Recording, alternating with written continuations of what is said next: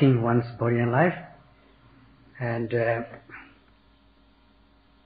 this kind of practice cannot be undertaken by just ordinary energy. One must be able to endure a lot of pain and energy, exert energy. Should be able to endure physical and mental pain. If one is afraid to endure physical pain, to be painful, and if one is afraid to die, if one's life is affected, then one will not be able to gain one's cherished goal, that is the land of peace. One cannot get there unless one practices without regard to one's body and life. So, to reach this land of peace, free from suffering, this kind of place is a commendable place, the best place. And when you are practicing in an easygoing manner, relaxed manner, there are two ways of easygoing. One is your own inherent behavior of going easy, everything going easy, without any cultivation, without any exertion. Initially or naturally, you do things easily, and even if you exert energy, you get exhausted and become cowardly. Just you are retarding from the practice, flinching back from the practice, having regard and concentration to one's own body and life. So, practicing in this manner means practicing in an easy-going way, with laxitude, in a relaxed manner, like a old patient.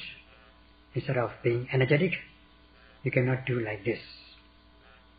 And you cannot practice like this in order to realize the cherished goal, which is freedom from all suffering. You cannot realize this goal with just ordinary, normal energy. You must apply ardent energy in full force. Buddha himself had exerted energy in order to attain Buddhahood without regard to his body and life. Of course, the practice is not to let you contract disease, nor let you die. Instead, you'll be free of disease, you can become healthy, and you can prolong your life. Such has been given in the Samyutta Nikaya, the book of the kindred sayings. And this is how to gain the assured peace and happiness. And the yogi has got to be dedicated in the practice. And in order to cultivate one's mind and insight, one has got to apply energy in 3 stages. Namely, initial launching energy, that's the first stage. Then the stepped up energy, boosted energy, in order to overcome laziness, difficult situations, pain and things like that. Lastly, exerting the final energy in order to realize the cherished goal by stages. So one must not have consideration or regard to one's body and life, and not to be afraid of contracting disease, nor be afraid of death. And what is important is to gain the real peace and happiness. Setting it as your final goal. You must cherish it and appreciate it, and be perseverant in the practice. In order to sharpen these 5 controlling faculties, the Buddha has exhorted the yogis to inspire the yogis with the expression of the 8th factor in sharpening these controlling faculties, namely tatacha abhibhuya nikamena. That means by practicing, as we have said in the last factor, with regard to one's body and life, the risk of one's body and life, what are the consequences?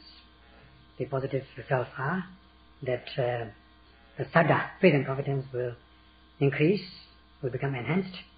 So will be the viriya energy. And as a result of energy, the mindfulness will progress and the concentration will deepen, cultivating insight in stages.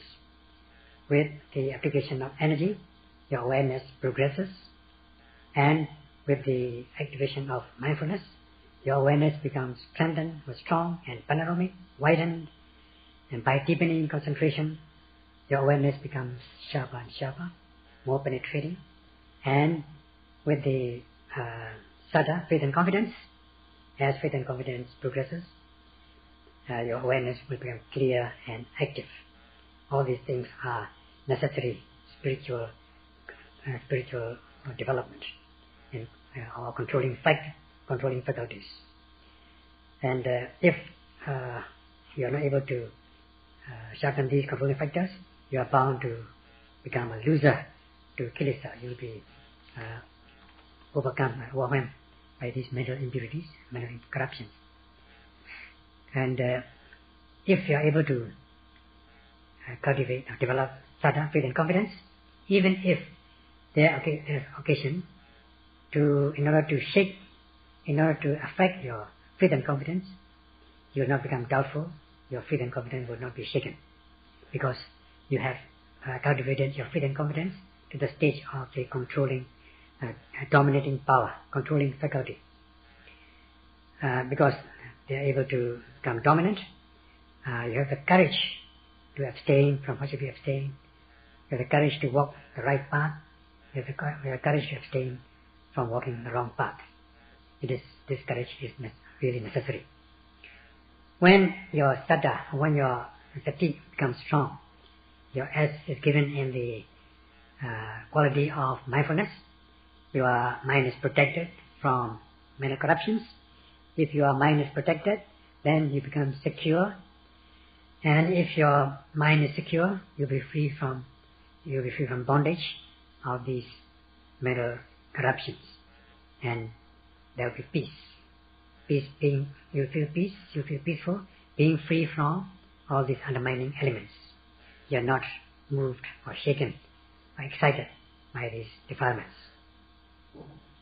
So this is how you practice sharpen these controlling faculties at the risk of one's body and life, and so as to reach this land of peace, sabbadukha pamojana, the ultimate cessation or overcoming or freedom from all kinds of sufferings.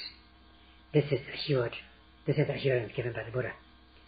So once you are able to gain this real peace and happiness, there will be no delusion, no lack of clarity, and there will be no cloudiness in respect of the objects encountered, because you are able to cultivate insight in full force. So whoever has cultivated insight knowledge will come to possess what we already discussed, nipeka penya, maturity of wisdom or comprehension. Whenever you come to do some task, or to do it, or to speak about it, before you do or speak about it, you try to reason out with clear comprehension whether such a task is appropriate and whether such a task is suitable. These two things will be comprehended. That is, comprehension as to the appropriateness of a task, and comprehension as to the suitability of the task before you act and speak. So you do that, then you are set to possess this nipeka penya, and this is the kind of comprehension that one possesses.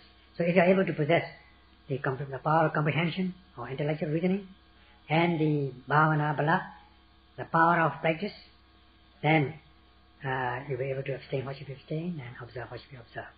You're able to do that, and you come to the stage of the patiharika penya, that is the kind of wisdom where you can comprehend, where you can make a decision whether a task is appropriate or suitable before you do or speak. So what else do you need? Your life is fully satisfied. You you are able to lead a satisfactory life. That is, where does it come from? It comes from the practice of the Dhamma at the risk of one's body and life, without regard to one's body and life. Thus, you will be able to strengthen these 5 controlling faculties, namely Saddha, Viriya, Sati, Samadhi, so that they become sharpened and energized. In this way, practicing without regard to one's body and life, at the risk of one's body and life, you are sharpening your controlling faculties.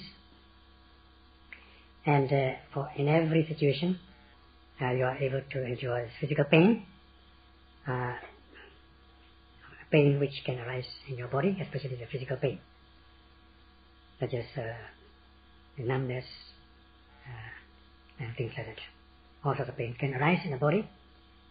Originally also you might have some kind of disease, physical pain, but this is not that kind of pain which is meant here. It is the kind of pain which arises in the course of the practice. And even if you have had the original physical pain as a disease, when you come to the stage of seeing the feelings, Virana section or part of Virana, then this kind of disease may come up as a new kind of sensation, new kind of pain. When you are practicing in the course of the practice, you feel excruciating pain, unbearable pain, such as when you are feeling very hard, rough, harsh substance coming into contact with your body, sensitive parts of the body, or the excessive heat, excessive cold, or excessive stiffness, which you might come across in the course of the practice, you will feel painful. And even at this stage, when your mind is concentrated, even small, minute pain may be felt like a huge pain. Even pinpricks can be felt as a severe pain. So whenever such a situation arises, then Abhibhuya, one should be able to gain the upper hand of this unbearable physical pain. That means gaining the upper hand means not to give in. You must get the upper hand, you must be the winner, not to give in, and just practice with the exertion of energy. Energy here is given as courage, heroic courage. Especially when you come across any difficult situations, you have to boost up your energy, as given by this Nekamina. Boost up energy, step up energy, in order to overcome these difficult situations. And without regard to your body and life, with gritted teeth. That is what is being given in the text. You must endure this suffering, this physical pain, with patience. You must have the courage to do so. Such has been given in the text as Usaha Lekhana Viriya. Energy has the characteristic of possessing heroic courage in order to endure any physical pain. So you should have this courage in order to endure this pain and be patient about this with gritted teeth. At times, you may come to a situation where you want to give up, just like a whole house about to collapse. You are about to collapse. You are about to give up. That such a situation may arise in the course of the practice, just like the whole house about to collapse. Then you have to prop up your weakening spirit, weakening mind, just like propping up an old house so as not to collapse. By saying to yourself, let it be painful, let my body be painful, let me die, even if I die, I won't give up, that sort of thing. So then your mind will be propped up again, just like the old house, which is about to collapse, is propped up again by using these props, poles and things like that. In this way, you have to apply this energy, stepped up energy, to prop up to such a situation. Especially when you come to a difficult situation, difficult physical pain and things like that, without giving up. Such is given by the quality as Upatamana Rasa, the function of propping up, just like propping up an old house, without giving in, without flinching back, without giving up your practice. And then you will be able to overcome the excruciating pain or difficult situations. So you become courageous, such is being manifested as the such will be manifested in your mind, that you are able to overcome any difficulty. Once you have overcome one situation, then you have the courage to take any challenge, to challenge any situation. Just like a soldier who had fought in the front line battle, having won over the enemy. Once he or she had won the first battle, he or she would have the courage, would be encouraged, inspired to fight more battles. So too with the practicing yogi. Once he or she has overcome one difficult situation, with greater teeth, he or she will be able to take up any challenge, will be able to challenge any kind of difficult situations. And let them come, I will overcome. That sort of determination. And you're ready for the next battle, next round. Because you have had experience, you become experienced in your practice, especially in overcoming difficult situations. Because once you have overcome one situation, you don't feel afraid to face any other situation. Such is the extraordinary situation which can arise in the practice. To be able to overcome this such suffering, especially the physical pain, Viriya is easier said than done. Once you feel the physical pain, excruciating pain especially, then you tend to give up. You tend to flinch back from the practice. Not wishing to exert energy, you're flinching back. And even if you exert energy, you get exhausted very soon, such as feeling sluggish and lazy. And in such a situation, one should be able to gain the upper hand without giving up, without flinching back. You must advance to that. Viriya is crucial. So once this Vedana feeling comes up, sensations comes up, especially the painful sensations, one must focus one's attention on the characteristic of the pain with patience. And as you go on in the course of the pain, in the course of your practice, by focusing with fixed, meticulous attention, then as much as your noting mind is focused, sustained on the object of attention, in this case the pain, with perseverance, you'll be able to endure this pain and go on, carry on, continue to focus on the object, but not to let it disappear, but to know the nature of the object, that it is excruciating, it is really unbearable, such to understand the natural characteristics of our lakkhana, of the pain as being unbearable. And then it can cause one to become disheartened. It can depress you, cause you mental distress as a result of physical pain, because of your feeling, which is excruciating and unbearable. So much do you feel painful in the body, like when you're pierced with a thorn, a piece of thorn. Then a thorn, you always feel the pricking of the thorn until it goes out, until you're able to take it out, and you feel very unbearable, excruciating, and you come to such situations at times. In that case, such kind of pain can dishearten you, can depress you, and such is the function of the feelings. And you must try to focus your attention, activate your attention, in order to observe the nature of the pain, but not to let it go. So if you are noting, and the more you note, maybe the pain may increase more and more. In that case, you just reduce your energy slightly, and just go on noting casually, and let it note casually, and without too much energy. Later on, you increase your energy. In this way, you have to practice by increasing or doing casually, or sometimes meticulously. And in this way, if your pain is really unbearable, even if you note in this way, then leave it. Leave the pain and just go on noting the usual objects or main objects. So, for some people, when they are confronted with the unbearable situations, they try to see the nature of the pain, and so that they only see the nature of the pain as pain. That is, only there are two things, that is the feeling and the noting mind. And without observing the location of the pain as to the pain is on the thigh, on the knee, or on the hand, on the arm, and so on. Without knowing the location, one is only noting and knowing, feeling as feeling. And there are two things at that stage. It is the feeling of pain, or painful feeling, and the noting mind. And the noting mind and the feeling.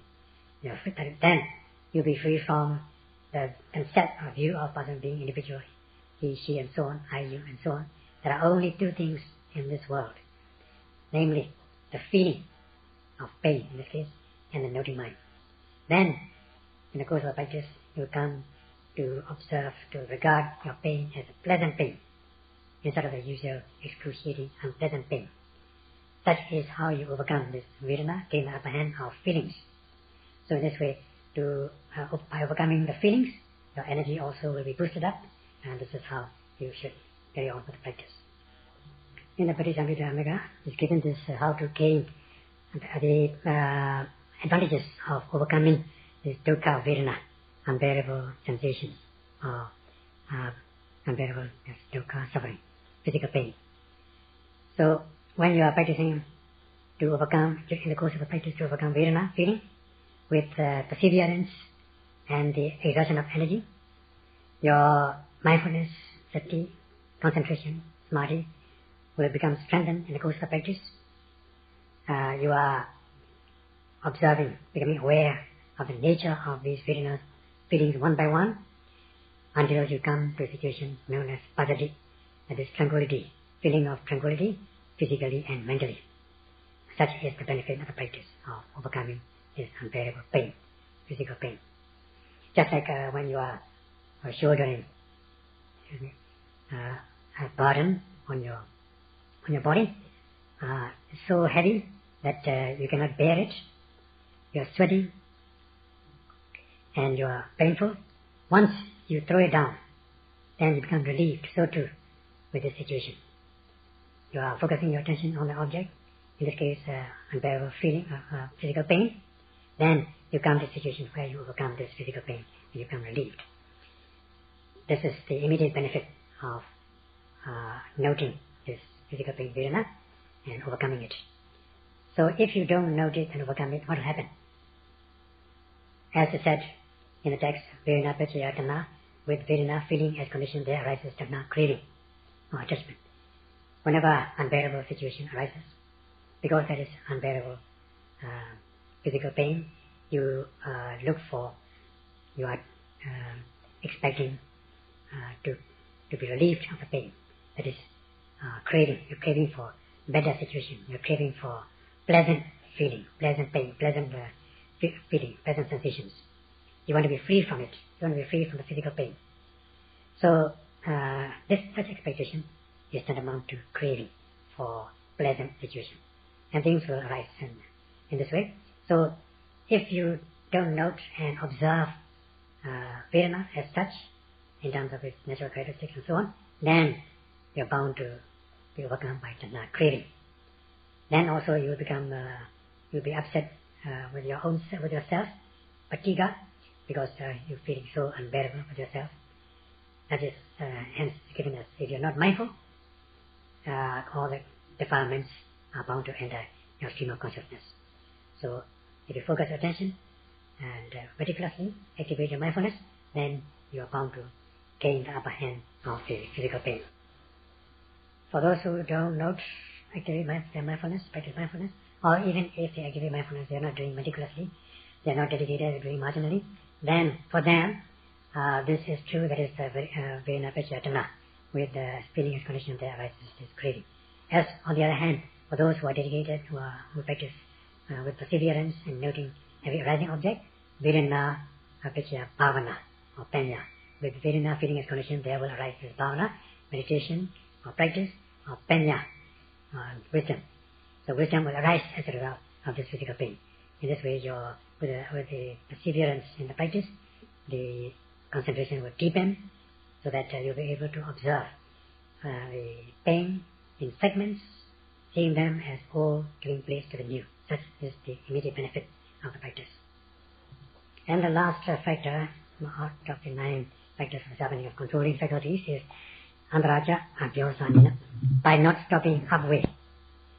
one should not stop in the middle of the practice.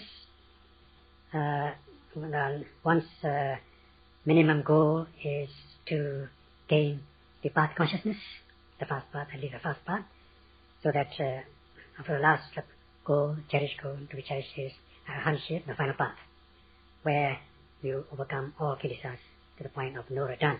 Even if you are not able to reach that stage, you should be able to practice and to set as the first path as your goal, so that it will be worthwhile for you living as a human being and in the period of Buddha's dispensation sadhana.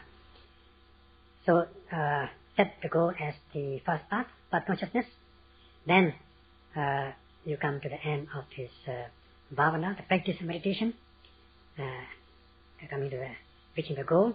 But before you reach the goal, you should not stop in the middle, in the interim period, not to leave the retreat, not to leave behind your practice and forget about the practice, not to give up. You should practice continuously so that you are able to become fulfilled with the 5 controlling faculties, namely Saddha, Viriya, Sati, Samadhi, Panya, so that by walking the right path, you reach the right goal. That is the practice of the Satipatthana, which is the right path. Not to stop in the middle, to overcome, to reach the goal. You must not stop in the middle. You must walk to reach the goal where you can overcome the relevant kilesas, which is your cherished goal. Then, once you reach the cherished goal, your controlling faculties, Saddha, Viriya, Sati, Samadhi, Panya, will become not only sharpened, but developed and become steadfast. So, if you find that even if you're practicing for some time, you don't feel any progress in your practice, then try to remember these 9 factors for the sharpening of controlling faculties and analyze for yourself whether you are able to note continuously without missing, are you noting respectfully and carefully, and so on. So, and are you noting with perseverance and so on. So, you should analyze yourself in terms of these 9 factors of sharpening your faculties. And if there is any shortcoming, any weakness in this factor, then try to fill it up with your practice. In this way, you are able to cultivate insight in an extraordinary manner. That's all.